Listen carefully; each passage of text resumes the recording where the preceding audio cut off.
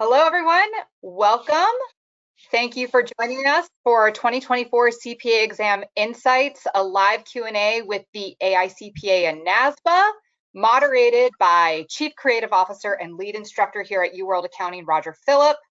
My name is Madeline Cheesum. I'm a Product Marketing Manager here at UWorld, and just really happy to have you all here for this unique opportunity to ask questions directly to the organizations responsible for developing and administering the CPA exam.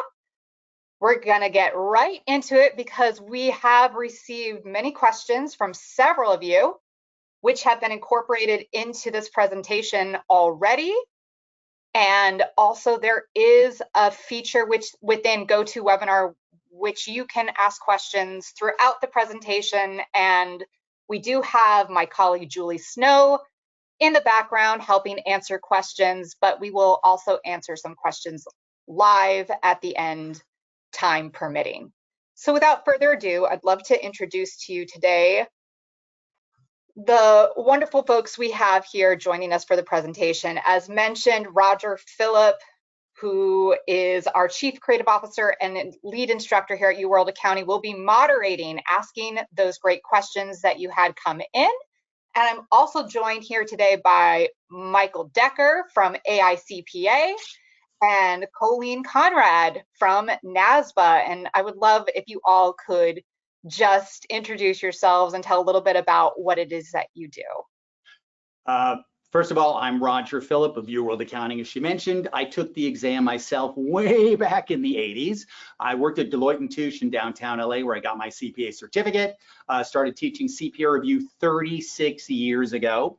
I founded Roger CPA Review. We then merged with UWorld. UWorld then acquired Wiley Efficient Learning. And of course, the famous Peter Alinto just joined our team as well as many other amazing instructors that we currently have. As Madeline mentioned, I'm the Chief Creative Officer and Lead Instructor here at UWorld. Thanks, Roger. Mike Decker, I'm VP of CPA Exam and Pipeline. I've been with the AICPA for over 16 years now. I am not a CPA, although I think I could play one on TV. I think I could get away with that. But I've been in high stakes testing and with different organizations for over 22 years now. So happy to be here. Thank you, Mike. Colleen? Hi, Colleen Conrad. I am a CPA. Right there with Roger. I took the exam back in the 80s. So a long time ago, I was a partner in a large regional CPA firm for 26 years before I joined NASBA almost 13 years ago. I oversee the operations of NASBA, including everything related to the CPA exam and licensing and continuing education. And I'm the executive VP, so do a lot of outreach nationally and internationally with third parties, but on behalf of the state boards of accountancy. Thank you, Colleen. All right, before we jump into questions, we thought it would be a good idea to level set here and talk about the different organizations that are present here today, and then some of the other organizations that aren't present but are a part of the CPA ecosystem. Would be really helpful for the audience just to kind of understand the different entities and how they all work together. And Colleen, did you want to jump in here? You had some thoughts about ecosystem. Yeah. Kind of the high level of this is that all of us, you see the state boards of accountancy in the bottom right, but those are kind of first and foremost the reason that we're all here. As you are aware, many of you apply to a state board of accountancy to take the CPA exam. You are licensed with a state board of accountancy, and some people get licensed by multiple along the way. But we all are working on their behalf because this is the CPA exam is a licensure exam as one of the things that a state board looks at when they're considering if someone should be qualified to be a CPA or not. So we're all working on their behalf. NASBA, the National Association of State Boards of Accountancy, really is the organization that supports all of these licensing boards. And there's 55 of them. the 50 states, and then we got territories, U.S. Virgin Islands, Puerto Rico, DC, Guam, Mariana Islands. So there are 55 of them, and we work on their behalf. We support them. So we provide a lot of back office services for them. But also in this group, AICPA writes and scores the examination on behalf of the state boards and NASBA. And Prometric, of course, is where you go to take the examination. So these parties all have to work together because there's a lot of information going between them. You know, you think, well, you take the exam at Prometric, maybe they're scoring it right there, but no. They send it back to AICPA, and then AICPA ultimately sends the scores to NASBA, and we share them out with the candidates and with the state boards in some jurisdictions directly to where they then send them to you. So all of these organizations are working on behalf of the state boards who ultimately license you as a CPA, and then you continue on your journey from there. Hopefully that's helpful. And Mike, I don't know if there was anything you wanted to add in on that. No, I think you hit it. It's a really strong partnership across all the bodies, and I think it leads to a world-class exam that we're all very proud of. Thank you. Thank you both. Now, Roger, I'm going to hand the baton over to you as you set the stage, and I know you have some questions that we have from the audience that we're going to get started on. Well, first of all, welcome everyone, and thank you so much for joining us. I wanted to talk a little bit about the exam and how it's changed. You know, every few years, the CPA exam goes through huge changes, and they're doing this to keep up with the skill sets that are required of a newly licensed CPA, plus the ever-changing business environment. And as Colleen mentioned, I remember when we both took the exam back in the 80s, and back in the day, it was 19.5 hours. Remember that? 3 days, Wednesday half day, Thursday all day, Friday all day, and you had to take 5 parts, and you had to take all of those parts simultaneously. Practice part 1, practice part 2, theory, law, and audit. And you had to pass at least 2 parts. It was called having a leg on the exam or conditional credit. And you had to get, for a while, 50% on the parts not passed, or you kept nothing. During the exam, there were no calculators, there were no computers because they hadn't been created, at least for common use. And we had to wait 6 months to get our results. So I know all of you out there are going, wow, I've got to wait 2 months and so on. It's crazy. We had to wait 6 months. In 2004, there were major changes. That's when they introduced BEC, you know, economics, operations management, financial management, cost managerial, our favorite. In 2004, it became a computerized exam. So the point I'm making is there are changes all the time. Changes are a normal part of the CPA exam. Now, here in 2024, we also had huge changes. For example, BEC went bye-bye. We took that material and kind of split it up between the other parts. We went from 4 parts to 6 parts, 3 core and 3 discipline, which I'll have Mike talk about in just a minute. The exam started, I believe, January 10th of 2024. Lately, the results for discipline and I heard core just started coming out like 2 days ago. And I heard that on social media. And what's nice is people were like, I felt like I got a 60 and I ended up with an 82. So people are doing better, you know, and I'll mention that later. You never feel good after the exam. That is normal. But the first question for Mike is, what are the most significant changes with the new CPA exam, and why were those changes needed? Yeah, you hit the nail on the head. We're always trying to keep the exam updated with the current profession, and the current profession changes all the time. More data analytics, more technology, more higher level thinking, more systems thinking, more internal controls, more business processes. You know, we keep sort of reporting that newly licensed CPAs are doing more complex work earlier in their career. So we're struck with or challenged by keeping the exam current with wherever the profession's going. And that newly licensed CPA level is about 1 to 2 years of practice. So with these changes that were part of CPA Evolution, the strong core is still a requirement, and that's with audit, financial accounting, and tax or reg. There are the sections that everybody has to pass. I think most of the content that you saw previously in previous versions of those sections remain. But we also wanted to implement the concept of choice into the model. And so that's why we've given candidates an option between 3 disciplines, business analysis and reporting, tax compliance and planning, and then information systems and controls. Essentially what we're doing is recognizing that if you've passed the core, which is the have to know information, we're giving you the option to prove competency of in one of those 3 areas. And the good news is, depending upon, no matter which discipline you pass, you're licensed as a CPA, right? It all leads to a single license. But this allows us potentially to be more adaptive and flexible. We may see a day, maybe someday we add a 4th discipline, I don't know. But it allows us to really, provide choice for candidates and give them options based on where they think they're going to practice, in their career. And what's tested on the disciplines versus the core? So like if you look at the next. Yeah, and I think, the best thing, and every presentation I make, I say you have to go to the AICPA website and download the blueprints. We publish them for a reason. We use the test blueprints when we give the item writers an assignment. Like if we need items within, SOC engagements, we give them the blueprints, and because the blueprints will tell you in what area, group topic, and then at what level do we need the various questions.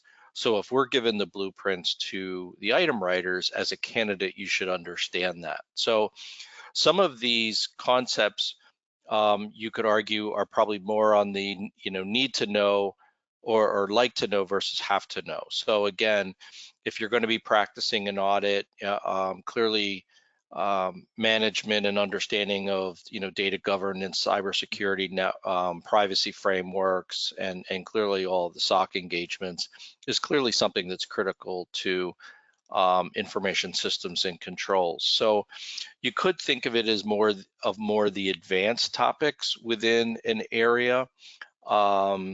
And that's why, like, if you look at tax compliance and planning, many of these areas are lightly touched in the reg section, but touched at greater levels of competency here in the discipline. So we've moved some content around.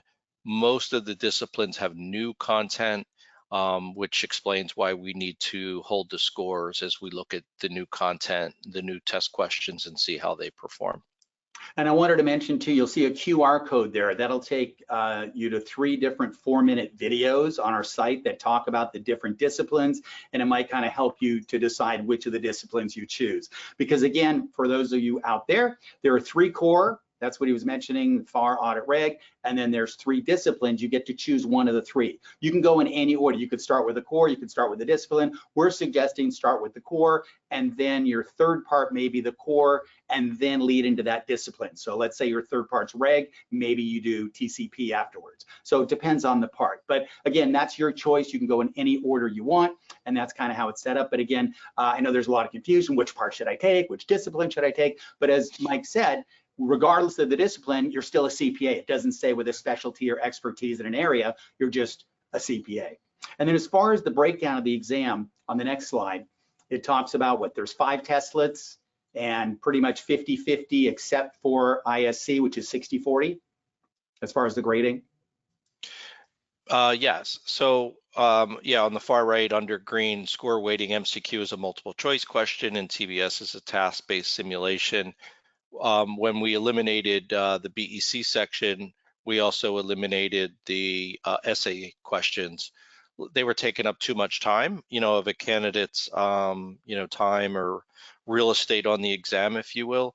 And we really weren't getting the assessment value, the psychometric return on investment, given the amount of time a candidate was spending on those. So heavily focused on multiple choice and simulations. And I think the reason why ISC is largely MCQs is a lot of it is just more fact-based, and those kinds of questions are more suitable for multiple choice questions. So again, this should help you in planning your time in the exam, and then again looking at the blueprints, the different topics. You know, you can see from the blueprints whether you're going to be assessed on that topic through either a multiple choice question or a simulation. And you can see here that the ISC is 60% multiple choice grading and 40% task-based simulations, and it also has one fewer than all. Also noticing that Reg has an additional task-based simulation, about 8 of them. In the olden days, one of the task-based was kind of a pre-tested, not graded. Is that still similar? Yeah, that's still pretty similar, and we were always watching how candidates perform on these sections. We don't want it to be a speeded test. We want to make sure that candidates have enough time to finish, you know, essentially all of the questions. So we're very careful in looking at candidate performance and measuring that. We think this is a good balance, and candidates seem to be doing pretty well on these. Good, excellent. And as far as the multiple choice, are there still pre-tested multiple choice in there as well? Always. Yeah, there's pre-test questions on both multiple choice and simulations. And the other way to think about it is you pretty much have to pass both areas. You can't pass the exam and just pass multiple choice and not do well on simulations. You got to do pretty well on both sides. Excellent. So it's pretty well-rounded that way. Now, all those that just sat for the new 2024 exam want to know, how did the launch of the new exam in Q1 end up performing? Well, we didn't have any issues. Awesome. And, you know, I think it really goes back to the work that NASBA, AICPA, Prometric, and the state boards did over the last 4 or 5 years in changing systems, Prometric, and changing the codes of the exam. And, you know, we changed the content and added new sections, did a lot of test development. NASBA had to go in and change the whole eligibility process and add, you know, the support for 6 sections, not just 4. So tons of software development, systems configuration, and then end-to-end testing across all of the parties to make sure this was going to launch well. You know, we've actually been quite successful through the years with launches, and it's hard to get there, but I think the teams really do a spectacular job, and to launch this kind of major effort without turning candidates away is just a great achievement. So I know, you know, I'm sure I'm speaking for Colleen here as well. We're really proud of all organizations in their support for this. Yeah, no, I want to say that exactly. I mean, you guys did an awesome job in the software migration, and very few, if any, issues. And it was a huge change. I know for us as well, we took the blueprints and redid everything in our entire course, our entire lectures, videos, questions, solutions, and so on to follow that blueprint. So, but it's amazing. And I know you guys don't get a lot of praise, so I will give you that praise. Thank you. Most people, you know, it's like, you know, it's like your CPA. We're sometimes hated because we're giving them bad news. So, you know, we hate to love you, but we love you and you did a great job. Mike, what's the turnout rate and how has it been for the exam? And also maybe a breakdown on the different disciplines on what people have sat for. And I know the core results just are coming out in the last few days, and I think you guys said in the next few weeks you'll mention that.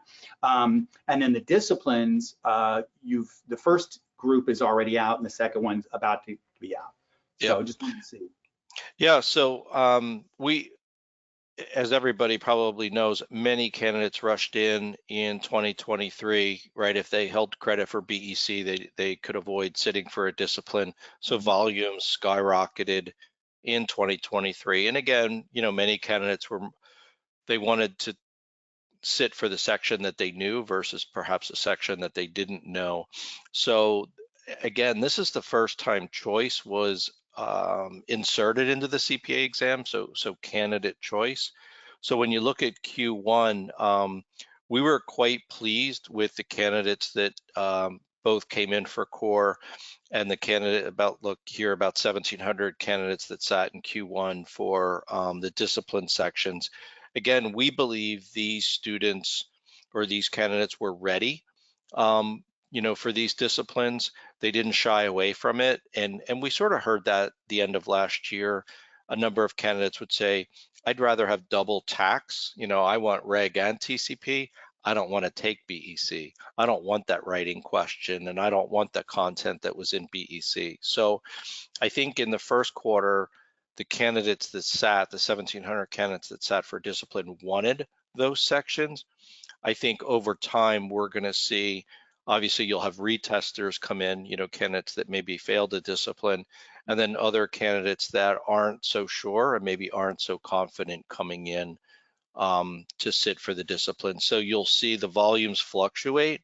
Again, the candidates that sat in Q1, there was no history, so they didn't know what the other candidates were doing or what others were doing. As we publish the data and the pass rates, you're going to see candidates move around thinking, they can potentially gain the system, but they can't. So I'd recommend they follow their education and experience. So, but again, we're pleased. We knew we would see a drop in 2024 volumes, but we are seeing that drop, but not below what we expected. So we're on target, for our forecast for 2024. That's good news. Were you did you expect bar to be the most popular? It looks like bar was more popular than the other two. We did not. That was actually a bit of a surprise, and actually a lot of the international candidates sat for bar. So they pumped up the bar numbers, and I think that's okay. I think from an international perspective, they're doing a lot of client accounting services and in financial accounting. So I think there's a story there, and it makes sense. Now, also, is the new exam format considered to be more challenging than the previous format? I know, they're both challenging, but yeah, I wouldn't think so, and I wouldn't think that's fair to say. Again, I think it goes back to the blueprints. It goes back to candidate readiness. I think you all as test prep and education, as well as the educators, have done a great job in preparing candidates. We've done all we could to help you and share with you where the blueprint's going. I don't think it's any more difficult than before. We didn't introduce any new item types or anything like that, and we're trying to be very fair. This is what we're testing. So I wouldn't think it's more challenging. If I were a candidate or if my kids were candidates, I would tell them to jump right in. They swam the pool before, they can swim this pool. It's not that different. I like that analogy. Colleen, how have scores been so far for the new exam? And as I mentioned, I heard, in certain social media areas that the results for the core just started coming out. And obviously, some people are always very excited and happy and pleasantly surprised, and other people not so much. How have people done? Yeah, well, what we're going to do is next week, midweek, we're probably going to release what the pass rates were on all 6 sections out of the first quarter.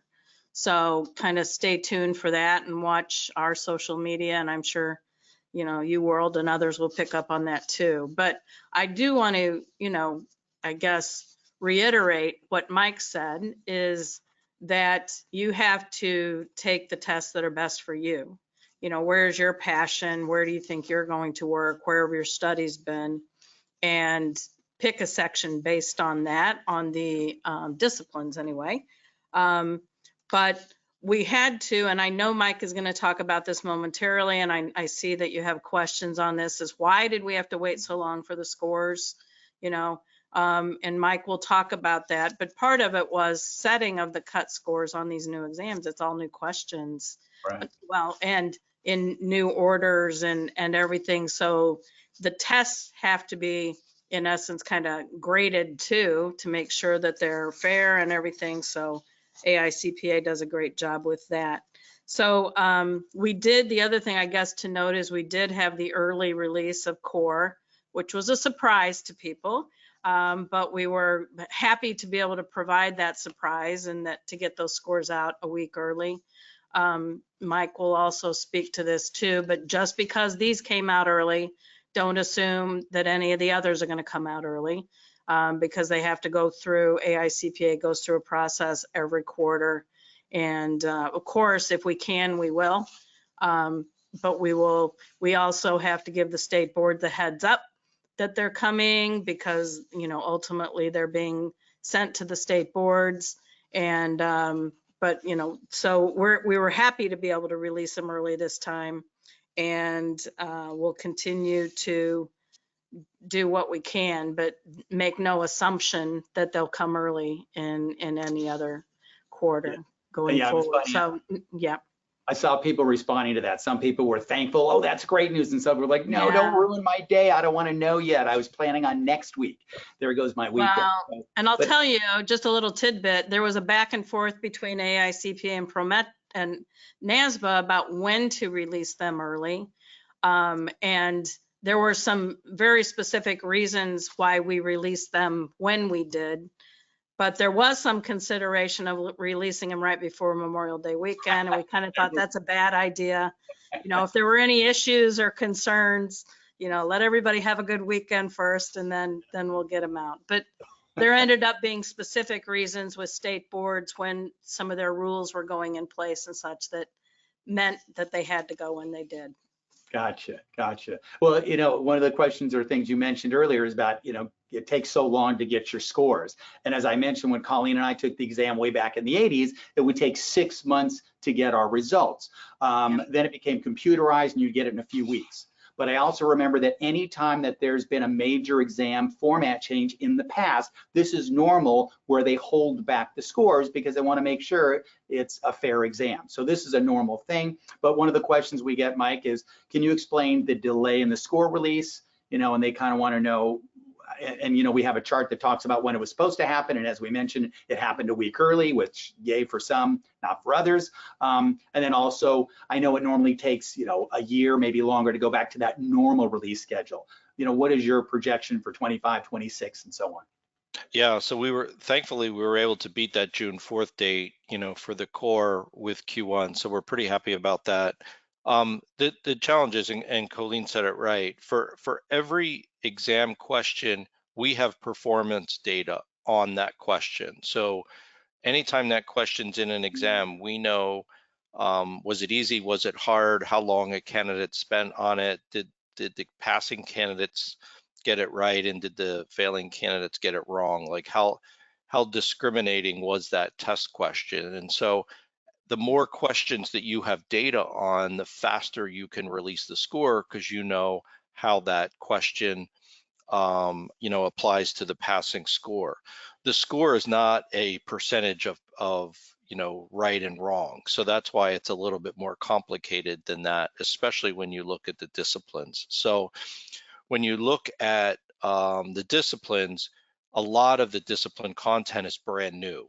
And we don't know, you know, how candidates will perform on those questions. And sometimes we have to throw questions out if way too easy, way too hard, way too confusing for candidates. And there's ways for us to look at the data to identify if they're indeed bad questions, and then we throw them out. Thankfully, in our history, we've always had enough good questions that we can continue to score the exam. So it's a necessary evil of a brand new test. I forget what the scoring was when we went computerized in 04, but we used to test 2 months on and 1 month off, if you recall. Yeah. Then we went to continuous testing, I think in around 20, was it 2011 maybe? And then with continuous testing, we were getting scores out in 20 days. So, and I think we've been pretty consistent on that. So, again, given volumes, I would hope that we can get back to continuous testing, which means a candidate can retake a failed section within the quarter, within the calendar quarter. I would hope we can get back to that in 2024. Actually, that should be, yeah, get back to it in 2025, right? It won't be available this year. I don't know yet about disciplines. We're going to have to wait and see how the volumes come through. So I don't know if that'll be any kind of windowed testing, but hopefully we can get away from score holds and get back to a 20-day score release in 2025. And just so the audience realizes, in our day, you took the exam in May and November, that was it. You studied for all 4 or 5 parts, you took the exam, you waited 3 months, you got a small envelope or a big envelope. Big envelope for the application, small envelope, woohoo, you passed. And then we'd have to start studying and say, oh, I thought I passed that, and jump back into it. So the same thing now while you're waiting, because as he mentioned, in 25, 26, we'll be back to normal, maybe a couple of weeks. And so then you can get to results and start studying that part. My suggestion, since you took a part in, February, let's say, and you don't find out till June, then I would jump into the next part, start preparing that. And then when you get to results, if you're, try to sit for that part immediately. If you don't have time and you came close in that last part, maybe jump back in, refresh your memory, schedule that one again. Colleen, a couple of questions. I know there's a lot of confusion out in the real world about the credit relief policy and the credit relief initiative. So that's kind of our question. Can you kind of explain what they are? And I know you have some nice verbiage and some. Why don't you go on, to this slide. So this is, there have been, I will tell you this, the state boards are doing everything they can to help the candidates. And I know there's been a flurry of this initiative, that initiative, whatever. So I know that can be confusing.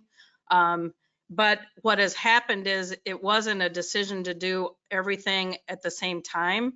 It just kind of layered upon itself and happened that way as the boards and the profession have been trying to come up with ways to help the candidates. This was the first thought. So this is the credit relief policy that all state boards adopted. So there was uniformity on this. And it is simply said, any candidate with any credits on January 1, 24 had those credits automatically extended to June 30th of 25. Now, why was this done? This was a recommendation from NASBA to the state boards, and they all adopted it. But the reason why was that slide that Mike just showed you, which was the shorter periods of time in which to test and longer periods of times before you got your scores. So we knew that candidates were going to be disadvantaged because if they were running on 18 months, so put a pin in that, but if you had 18 months once you pass your first section to get the other three, that if you can't test as often, then that's not good for you. So all state boards did this, and you should be able to go into our system and see if you had credits outstanding of that date. You can go out and see that they should have all been extended to June 30th of 25 at this point. So that's the policy. So let's go on to the next slide. The next program is called the Credit Relief Initiative, and we kind of lovingly refer to it as CRY. So, and the concept here, I have two slides, but we'll look at this one first. We recommended to state boards that they consider this initiative, and this was not uniformly adopted. So some states did and other states didn't, and they had to adopt it one of two ways. So some states were able to adopt it as what they say en masse. So it's kind of like that policy that I just talked about. If it was adopted en masse and you qualified, then it will automatically be changed in your account to show the June 30th of 25 date at the point in time that the state board has adopted it and you've been included in it. So let me back up a minute. Why was this? The thought here was that some candidates just walked away from testing during the COVID period, which is what this is defined as. It's January 30th of 20 through May 11th of 23. And that was when they tried to set it on something, when the Department of Health and Human Services declared a public health emergency and when they said it expired. Now, this again was a recommendation. Some state boards were more liberal than this. Those that chose to adopt it, they may have said, we're going to say January 30th of 20 through 12/31 of 23. So you really have to look to your state board to see, one, if they adopted it, and two, how they adopted it.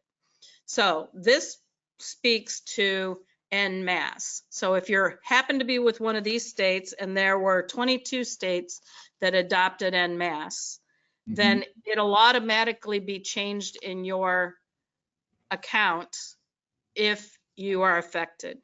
The other thing that I'll say here is you will get an email from your state board, sometimes from NASBA on behalf of a state board, saying that you have been included in this program. And what it does is it says people that maybe walked away or life got in the way during that period of time, it's welcoming you back and saying, we're going to go ahead and extend those credits through that same June 30th of 2025 to give you more time.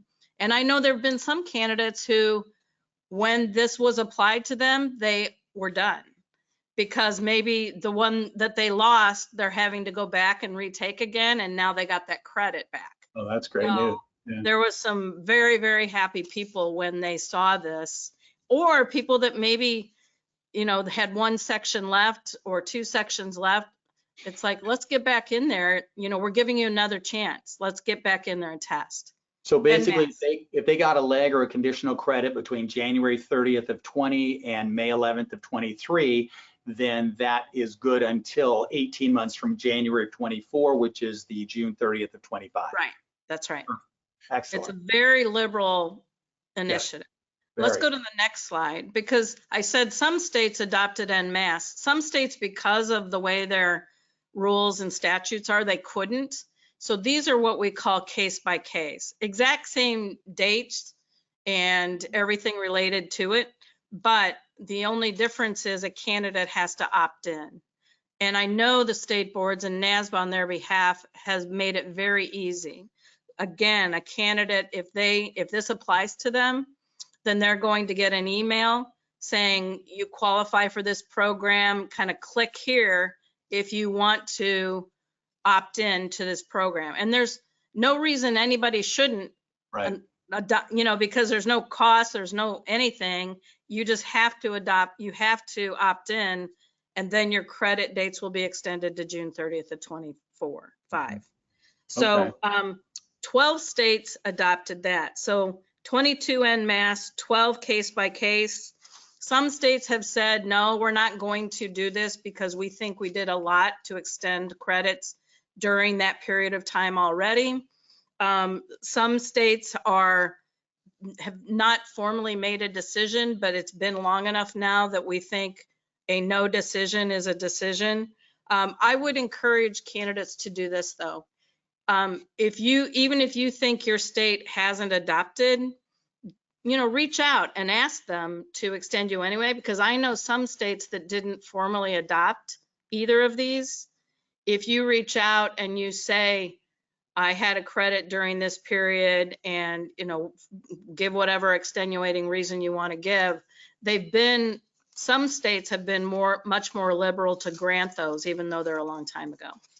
So that's the two initiatives. So the policy that all states did that gave everybody with credits 1/1/24 until June 30th, 25. And this reached back even further to give candidates with credits that they've lost earlier than that more time also. Gotcha. That really helps. Thank you. Another question down the same line. Can you explain the credit period extension versus the credit period start date? So there's an extension start date. So he's pretty massive. That's why I say these kind of layer, you know, the first thing was the policy, and then this particular initiative came along, and then the credit relief initiative reaching back even further came along too. But this is the dreaded 18 months. Yeah, you can go on to the map. Yeah. So as you know, many of you are aware, once you pass your first section, you have 18 months to pass the remaining 3 sections. Still the rule, you have to have 3 core sections and 1 discipline at this point. But there was also an initiative to say, well, let's look to the future to give more time to candidates. And so the decision was, after it had been reviewed, there was information that went out for public comment. There were model rules that NASBA on behalf of the state boards puts out. The recommendation was, and the model rules were changed to recommend a 30-month credit period as opposed to an 18-month credit period. Now, this map shows you as of now where the state boards are. Now, it's never as easy as that because state boards approach things differently. But simply put, those states that are green on this map have all agreed to go to a 30-month credit period. Those that are gold also have agreed to go to a 30-month credit period, but their rules are still in process. You're dealing with government. Some of them have to go through an approval process with the legislature or with the governor or whatever, and take longer than others. But all of those states, and we've heard from all states at this point, by the way, have agreed to go to a 30-month credit period. There are one state, Washington, decided to go to a 36-month period. Now, part of why they did that, those of you from Washington, is that they don't give extensions. Like if you went to them and you had a very good reason why you should get an extension, they're going to say no.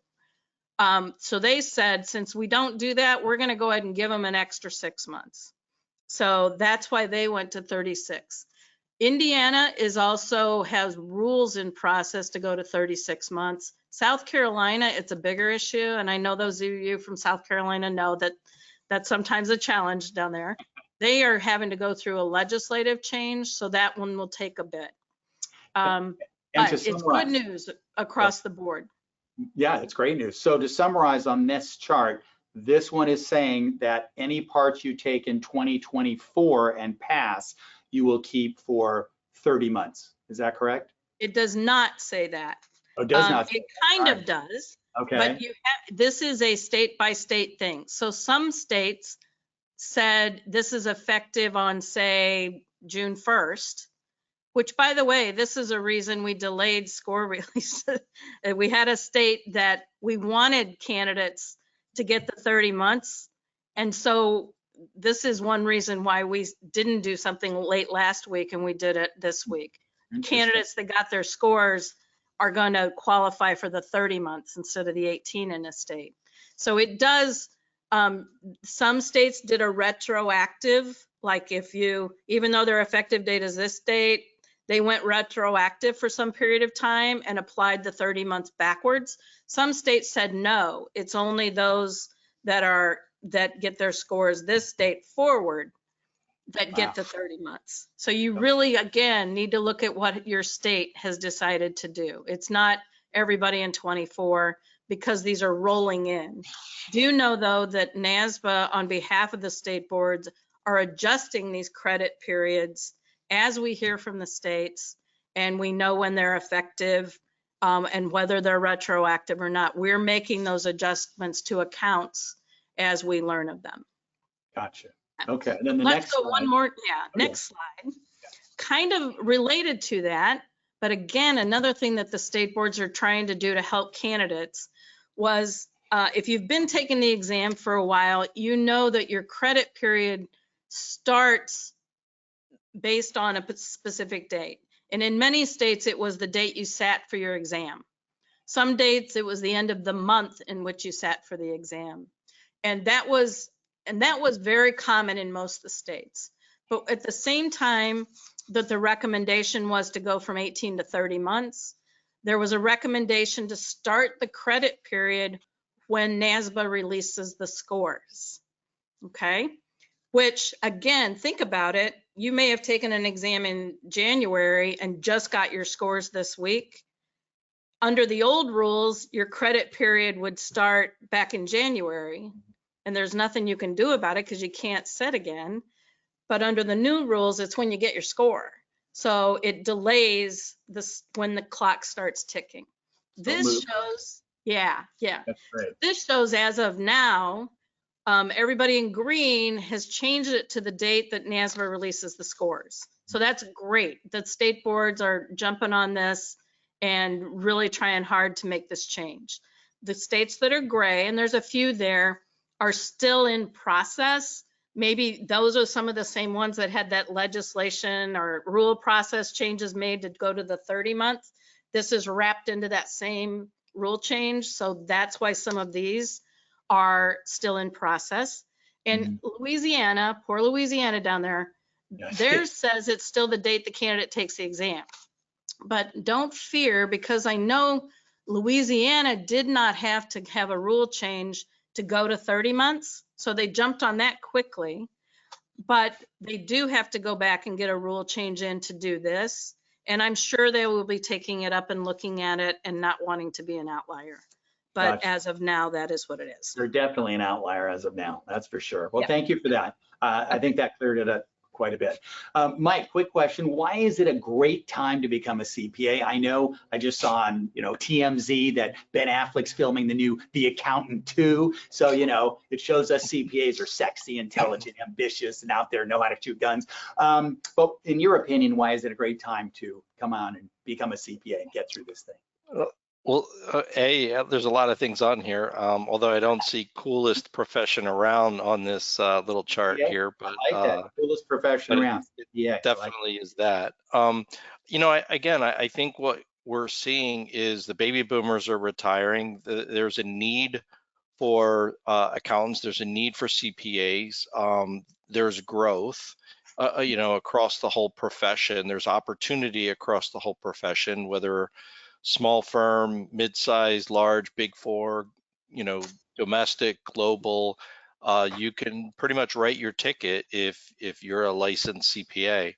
I like to say I've never met a poor CPA and I've never met an unemployed CPA. So, if I could, become licensed and have a career the rest of my life and be able to change where I work and maybe how I work. I can be remote, I can go global, I can stay domestic, and I can do different things, and I'll never be unemployed. I think that's a pretty good career.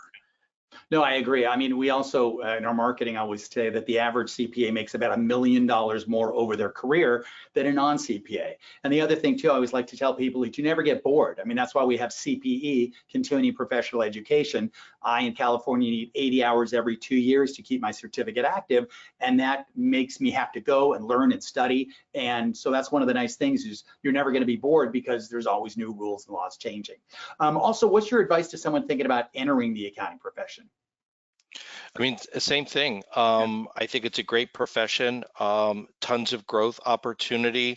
I would look for schools that offer strong accounting programs. I would focus on data analytics. I would focus on technology. I think AI is going to play a role.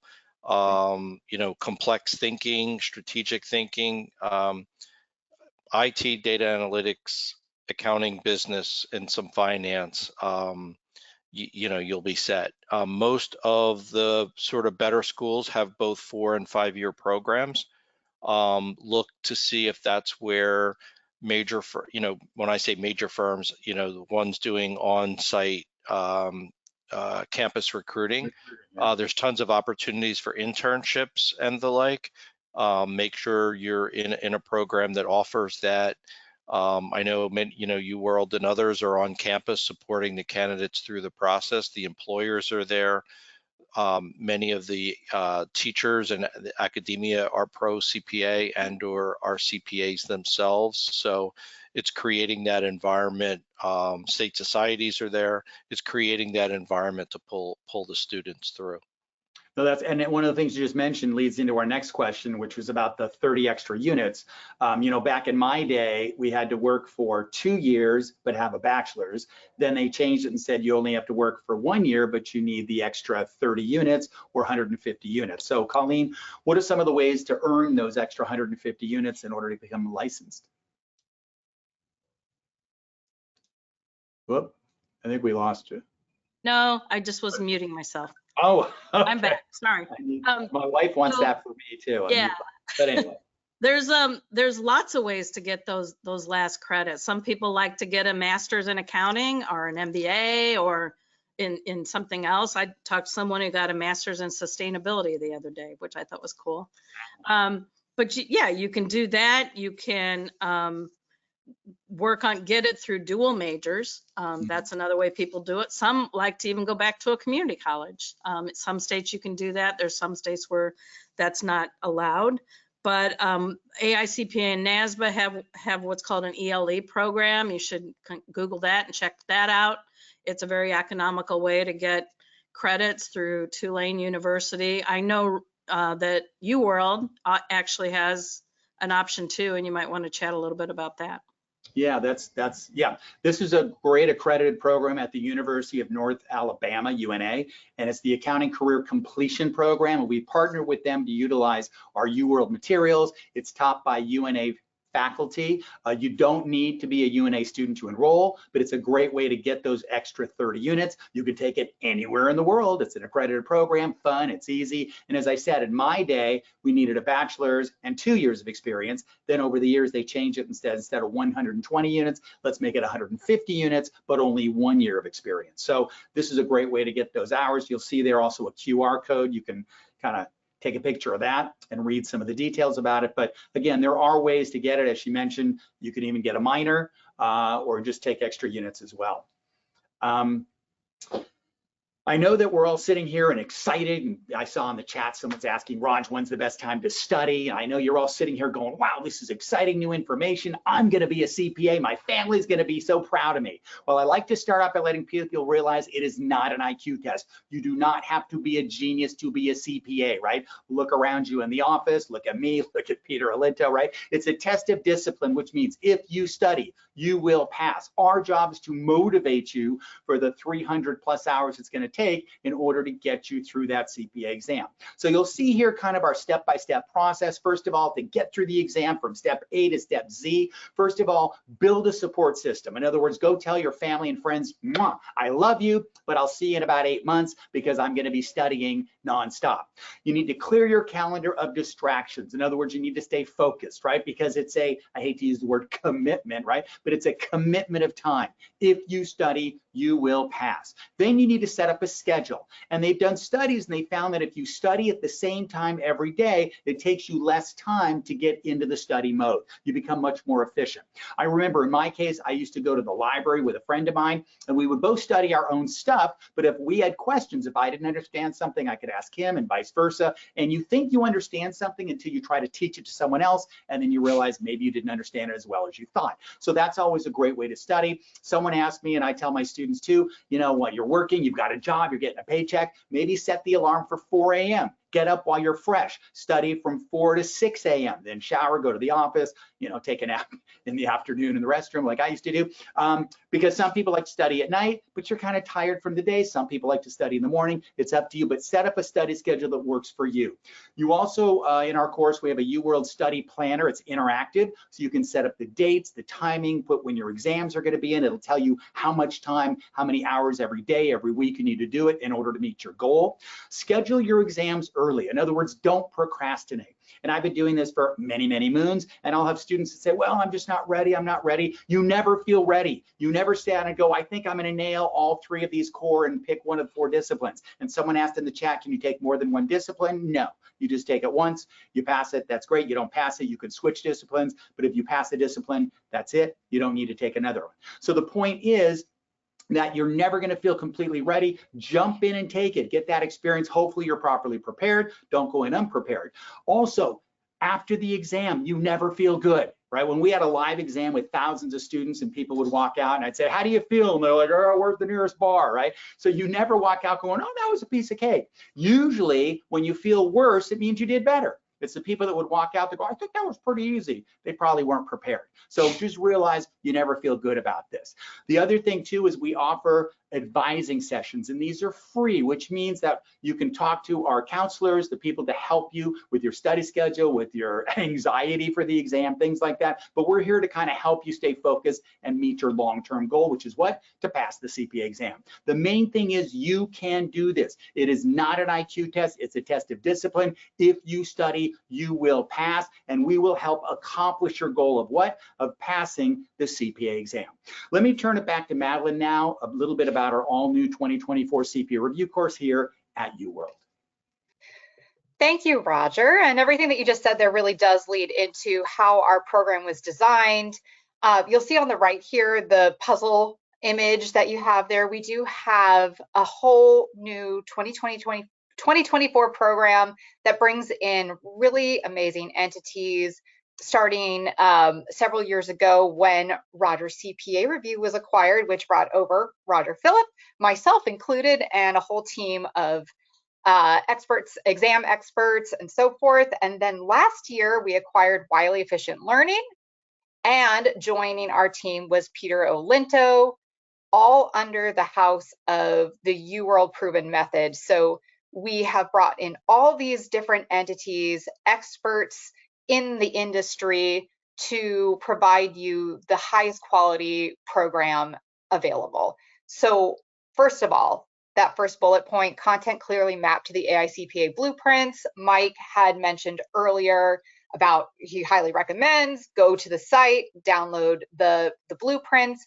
Our entire course is mapped directly to these blueprints. So within the blueprints, there are specific representative tasks that lay out exactly what it is you need to do to perform on the exam. And then we tie that back to our program so that you know wherever you are, what chapter you're on, what lecture you're on, what question you are on, how does that directly tie back into the exam, so we can make sure that you're getting full coverage of the information and the skills that you need to be able to demonstrate on exam day.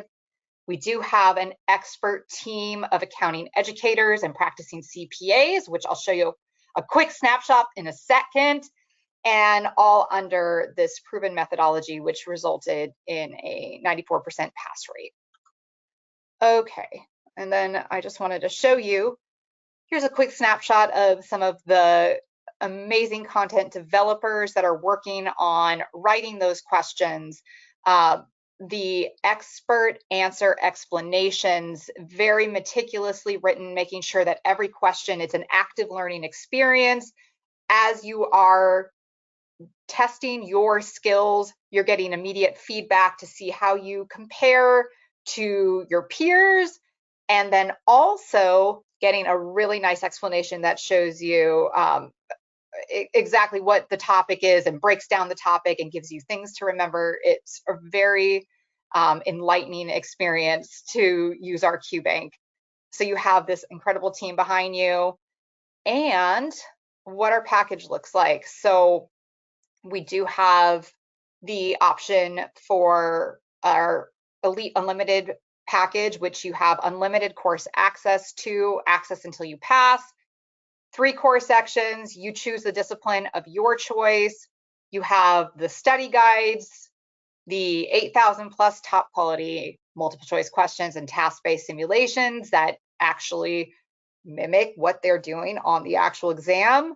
We have our expert-led videos, lectures, Smart Path predictive technology, which helps you know exactly where you are and know when you are exam ready, when you've met a certain threshold of questions and you're performing at the right level, you'll know that you're ready to take the exam. We have flashcards, study planners, which Roger mentioned, dynamic study planners in there, and then full-length practice exams. We also recently, earlier this year, launched live boot camps. So these are live classroom sessions with subject matter experts that are actually up there. We have on here the QR code that you can go directly to the page to enroll and get our latest available discount pricing. And also know that we do have different programs that you could get discounted prices. So we have financing, we have student ambassador programs. If you're interested in that, please reach out to us. And we also are partnered with hundreds of firms and universities to offer you great deals in CPA exam prep. So I'm going to leave the screen on here for right now. If you want to take a quick snap of that QR code, we are at time, and I do know that we have some questions that came in. We're not going to be able to get to all of them, but we will do our best to reply afterwards with some follow-up questions. If you are here at the webinar, then we have your email address and it's connected to the question that you submitted. So going through here, let's see. I know there was one about disciplines that said, can you take more than one discipline? And that's kind of why I alluded to it earlier. No, you can only take one. If you take one, don't pass it. Can you switch disciplines? Yes, you can. You do have to pass all 3 of the core. Is there any order you have to go in? No, you can start with a core. You can start with a discipline. It is your choice. And you have to wait till you get the discipline result before you take another discipline, right? Yes. You got to get that result first. Yeah. You need to know your results, because if you passed it, you're done. Someone said, Correct. Can I take 2 disciplines? No, you can just take 1. Thank you. Okay, here's one. Is it possible to have more score release dates and also more testing dates available for discipline sections I know we have a certain schedule now, but moving forward? Yeah, we're going to take a look at 2025 probably in Q3, end of Q3, Q4. So we'll meet with you all and others in NASBA and the state boards, and we'll come out with the best possible schedule we can for okay. 25. Thank you. All right. Is the AICPA or NASBA considering giving more detail as to what section of the exam a candidate scored lower and should study? For example, if a candidate scored high in terms of the engagement, but scored low in ethics, independence, and profession conduct, that is better feedback than the current generic feedback of multiple choice, strong, sims lower. Yeah, this is an age-old question that the Board of Examiners has dealt with for years. The challenge is we would love to do this, but it's not statistically significant. So when you look at the percentage of questions from an area that are on the exam, right, and you compare that to the number of MCQs and simulations on an exam, you're probably off by a question or 2. Right. And so to say that, hey, you didn't really do well on this section compared to another section, you're only talking a few questions. So the risk is we would be telling candidates to go study something when they may not just be aware of a couple content areas versus that whole area. So it's very difficult for us to opine on how knowledgeable or skilled you are in that area with just performance from a couple questions. So we'd love to do more, but we struggle with doing that and not giving you the wrong information. Got it. Makes sense. All right, this is a good one. Since the adaptive test model went away, does that mean every candidate takes an exam that's as difficult as everyone else's exam? Yes. So every section is statistically equivalent to every other version of that section. So, you know, Colleen, myself, you, and Roger could all be sitting for audit. We typically provide multiple versions of audit, but they're all statistically equivalent. So it doesn't matter which version we get; they're of equal difficulty. And Tesla 1 and Tesla 2 both being multiple choice, same thing. You could interchange them. They're both similar difficulty levels. Well, they're statistically equivalent at the entire exam level. The Teslets are different, right? So audit version 1 may have different Teslets than audit version 2. But the audit 1 and audit 2 are statistically equivalent. Got it. Yes. Okay. At this time, you can choose any discipline and still be a CPA. Do you foresee that changing in the future where your CPA certification will specify your discipline? I do not, because I think when CPA Evolution was being designed, that was the whole purpose around the disciplines, was to offer options, but to result in a single license. And today there aren't multiple versions or styles or flavors of CPA. If you're a licensed CPA, there's only one version of licensed CPA. So I don't see that changing. Okay. All right, I think we'll just do 1 or 2 more. Why does AICPA and NASBA not publish pass-fail rates when they post the number of scores processed on score release date? We typically do historically. So I think this one's different because they're new and we want to get to the state boards and the executive directors, and we're actually meeting with them face to face next week. So we haven't published pass rates yet. We've only published the results. So the pass rates will all be published next week, and we'll have some talking points for that as well next week. So we're not trying to hide anything. We're just trying to, make the information consistent. Right. And I would imagine, Mike, that we did not publish pass rates when the disciplines came out earlier. We held those so we're doing all of the first quarter at once. Correct. We may get into a process where we go back to publishing the pass rates, but this is just the first ones with this new exam, so we wanted to treat it a little differently. Yep, correct. Yeah, that makes sense. Okay, last question. Is it feasible for an individual with minimal accounting background to successfully complete the test using the provided course materials? I think that's for our program, really. Yeah, I mean, I always tell people we call it a review course, but I don't expect you to remember much from school, because I know how a lot of us went through college. This semester, this quarter is going to be different. I'm not going to fall behind. And then you fall behind, you memorize, you take an exam, blow it out of your brain. This is the comprehensive final you never saw in college. Our job is to teach you some stuff you may have learned but forgot. Some things you haven't taken every elective available, so there's a lot of stuff you may have never seen in school. Our job is to explain it to you in an understandable format, to teach you what you need to know to accomplish your goal of passing the CPA exam. So we don't expect you to be an expert. We don't, I would say debits on the left, credits on the right. That's a good start, and we'll take it from there. So even if you don't remember a lot from school, that is fine. Our job is to teach you what you need to know to pass the exam. I want to take this time to again thank Mike and Colleen from the AICPA NASBA for doing an awesome job. And as I said earlier, for a great software migration, no major issues, everything worked well, which I know we've been through so many changes in the last 30 some odd years that I've been around, and we always seem to get through it. And for all of you in the audience, thank you again for joining us. Hopefully you found the webinar helpful and informative. Please check out our website for more details, and hopefully we'll see you in class. Thank you again.